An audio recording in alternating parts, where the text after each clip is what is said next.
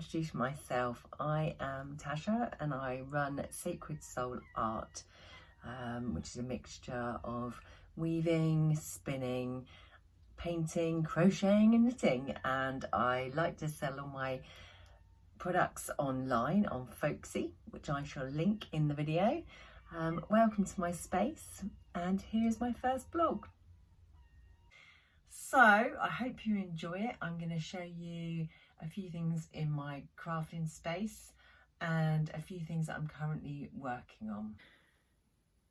This is my current crafting space, which is lovely and bright, so it's perfect for painting. This is my cozy chair, just to sit on when I feel like sitting there doing not a lot else. And this is a blanket I recently crocheted with all my hand spun, because I found I was just spinning and spinning wool, and well, you can only have so much wool before it takes over your house. So I decided to crochet myself this blanket. Super cozy because it's, you know, made out of pure wool, and I really enjoyed doing it actually, because it's been a while since I've crocheted anything. Over here we have my art, where I create my art stuff. So we got a few paintings and that on the wall. This one, interestingly enough, I created at art college along with all my other people in the class. So we all did a lino print and we ended up making one big poster, which is lovely because it reminds me of all those years ago going to art college. This is some of my artwork here. I'm currently working on this piece. I'm a bit lost with it at the moment, so I've given up on it and gone back to my spinning. That's my messy desk and my art supplies, and a few more art supplies over here. And then this is my spinning corner. And at the moment, I'm currently spinning on my new, well, it's not so new, it's actually a 1980s Ashford traditional, who I've called Julia. It was a bargain on eBay. It didn't come with a flyer or any of the, I can't think of the word now, the cords and that, and the, yeah, lost the words, but never mind. But it's lovely. I just really love her. She's brilliant. The other one over here was my first. Let me try and get back a better view. Oh dear, let me squeeze in. This one was my first spinning wheel, Hetty, and that's an Ashford Traveller. And again, I bought that secondhand really cheap, and she's just brilliant. I've had her for about 9 years now, I think, round about that. Great for thin yarns. The same with Julia here. And then over here we have Dolly, which again I bought secondhand on eBay, and this is brilliant for big chunky art yarns, which I really love doing. I love going between making thin little yarns like that to great big. Let me just walk you over here. Excuse the mess. Okay, the other day I've just finished this great big chunky art yarn. It's huge, as you can see here, in comparison to a normal size bobbin, which goes on to Julia there. This one is huge. It holds a lot of yarn, so I'm leaving that on there to settle down because it's only coarse spun. It's got locks in it, various art bats, ribbons, sari ribbons and wool locks, and I shall be using that in a project later down the line, so I'll let you know when I start to use it.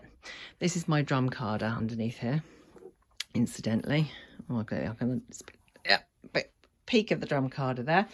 And my Ashford, again, my Ashford loom, rigid heddle loom, which I absolutely love. So there's some of my supplies. This yarn here, again, was an experiment. I like to buy a lot of botany lap waste from World of Wool, which basically is the ends of the runs of fibre, so you get all different types of fibre, and there's an awful lot of this particular one, so I just spun it into one big chunky art yarn, and again, I'm yet to use it. I think I might weave it into a chunky scarf, I'm not really sure. So this weekend I decided to make myself a needle felting mat, which actually didn't turn out too bad whatsoever. Inside of it is core wool, which I actually used from a rare breed Portland fleece, because I've got quite a couple of those and plenty of it. So inside that is full of Portland fleece, and then I needle felted it using this. My goodness, my arm didn't half hurt at the end of the weekend. And then I covered it in art bat, which I made on my drum carder, and it's worked out really well actually. I'm really quite pleased with it, so I'm looking forward to using that. I haven't really done a lot of needle felting. I did a bit in the past, and then all the equipment got put aside, and then now I want to have a go with these lovely colours over here, and I'm going to create a little garland to hang on my fireplace. So that's why I have just created the mat. But yeah, it's not too bad actually for my first attempt. But as I say, stabbing it away like that, good grief, did I have arm ache by the end of the weekend. I have just finished spinning up this fine yarn. I shall be Navajo plying it, or chain plying it, so that it's a 3-ply yarn. I tend to do most of my thin yarns this way. This is made from an art bat, again with the botany lap waist from World of Wool, and put it all together, and I'm really pleased because these are my favourite colours, the pinks, the blues and the purples. So I shall be chain plying that tomorrow, and then I can show you the results later on in a video. And at the moment I am currently working on some acrylic yarn. So these were really cheap, these two lovely coloured yellows. We have got sunset acrylic and a dyed mustard acrylic. And the dyed mustard is the one I'm currently starting to spin. I've never ever tried spinning acrylic yarn, but to be fair, it's not too bad at all. The results there, it's not bad, is it? It's looking okay. Again, I shall chain ply this one, so it's a 3-ply yarn. And down here's a bit of a mess, because I do find I was trying to split it into pencil roving, and obviously you pull it apart, it doesn't quite pull apart the same as wool, and you end up with quite a few tangles. So we will have to sort that out. I aim to sort it out first before I start spinning it, because it's getting a bit annoying trying to pull bits off of it. So we should be doing that. And I shall be spinning that up into the acrylic yarn. It's not too bad to work with, to be fair. As I say, I've only ever spun wool, alpaca, you know, natural fibres. I've never tried to spin acrylic. Yet before I hand spun my own wool, I used to crochet everything in acrylic because it's cheap, bright, colourful, and to be fair, it's quite soft. So yeah, I thought I'd give it a go. Something different, isn't it? And apart from the fact that it squeaks a bit, and I've got a bit of a sensitive issue to it, when I pull it apart and draft it, it's a bit like nails down the blackboard or a knife scraping on your plate, that kind of thing. I'm trying to overcome that. It's not too bad. I can just about spin it so that I can spin up my 500 grams worth that I've bought. Yeah, so I'll let you know how that one goes. Finally, in this bag next to my spinning wheel, I have some fibres that I just chuck in there that I'd like to spin.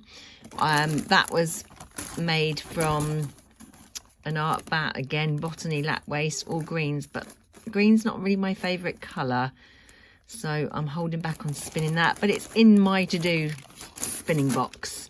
We've got some other lap waist here that feels a bit like merino and alpaca. Again, with this green here, I think that would be the same. Oh, and the blue. Yeah, no, maybe not the blue. It feels a bit rougher. Not quite sure, but I like the colour of that.